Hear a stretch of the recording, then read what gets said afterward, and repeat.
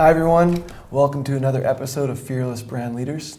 My name is Ryan Gill. I'm the host of the 4 pro sports in North America. National Hockey League has overcome the most adversity. Limited U.S. exposure, 3 lockouts since '94.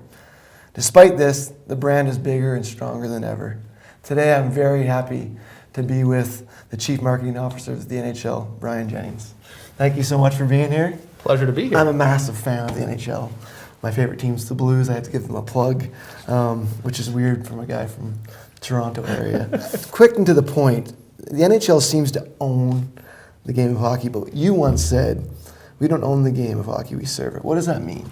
Yeah, I think it's a really important distinction because, from a league perspective, even though the NHL is the premier brand and the pinnacle of a player's dream to make, and it's the best league in the world, certainly we feel very strongly that way. I agree. I think, I remember I was talking to a fan. Yeah. But the fact of the matter is we don't own the game of hockey. There are really important things that go in and around the sport of hockey, from the youth level to midget hockey to Canadian World Juniors, to frankly, the Olympics, the point in time like right now that we're, shutting our league down and tipping our hat to a very important event in time. So I think it just is that Serbian attitude that makes sure that you don't get too cocky, that you're really humble in your approach, that really we serve the game of hockey to the fans, and hopefully if we're doing our jobs right, we're going to increase that brand awareness and love and passion for the game. And how long have you been, when did you come to the NHL, and what's it been like? It's been really remarkable. I have the unique lens that I've been there for 22 years, so I've watched it go through quite a metamorphosis. Most of my time at the league, prior to having my responsibilities expanded, I was running the consumer products business. But in the early 90s, I watched it go through, and you had mentioned it has had a league that's had some challenges on the labor front to get our economic house in order, to make sure our 30 franchises are economically viable in the markets that they play in. And that was really critically important to us. So it's been really, really enjoyable. And frankly, I think we're serving the fan unlike any time in the history of the game before. And that probably makes it the most rewarding. Yeah, and you've done a great job of expanding the brand too. And you've introduced many new brand properties. I had the pleasure to sit into your talk this morning. And I was blown away at how the hell do you do it? And you've been NHL Game Center, Center Ice, Stadium Series. What's the next frontier? Because you have to keep innovating. Yeah, you do, and I think it's been great at the gathering here. Hearing all of the different leaders in their respective areas, and I think for us, one of the things that I've walked away with hearing the other people speak and stuff is just that innovation and risk taking, and as we've changed our business model from being a licensing organization to really changing and being more of a entertainment and media company, has been a really significant shift, which has allowed us to be a lot more risky. And so when I look at the future, I get excited about technology and how technologies can continue to give fans a unique approach to the game on the ice through better quality production.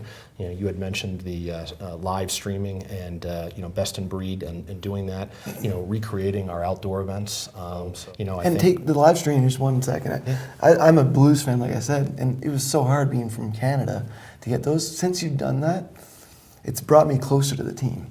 Because I have it on my phone, I have it on my laptop, I have it on Center Ice at home. My wife said, "What are you paying for all these things?" But I bought in. Have you found that that's helped? Totally, and you're a perfect example.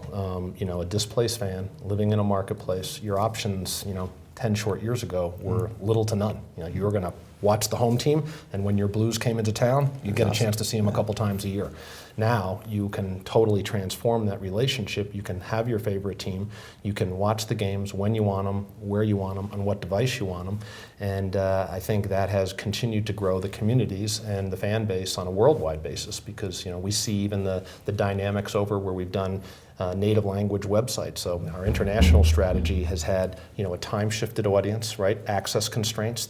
Games aren't going on over there, so our Game Center Live products have allowed fans to follow, whether it be Zdeno Chara and follow the Bruins when he's there, or Teemu Selanne on his perhaps last year with the Ducks. Very cool. Last question before we wrap up. It takes a really bold brand to compete for sports fans in the U.S. You're up against some big other brands. How have you changed the nature of the fight, and how is it paying off?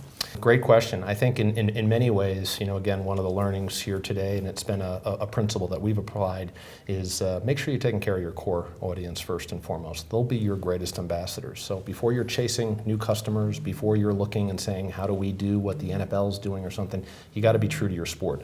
And I think when you strip away all the veneer, the product that you're left with is the game on the ice, the players that play the game. So we have a rich territory to paint from.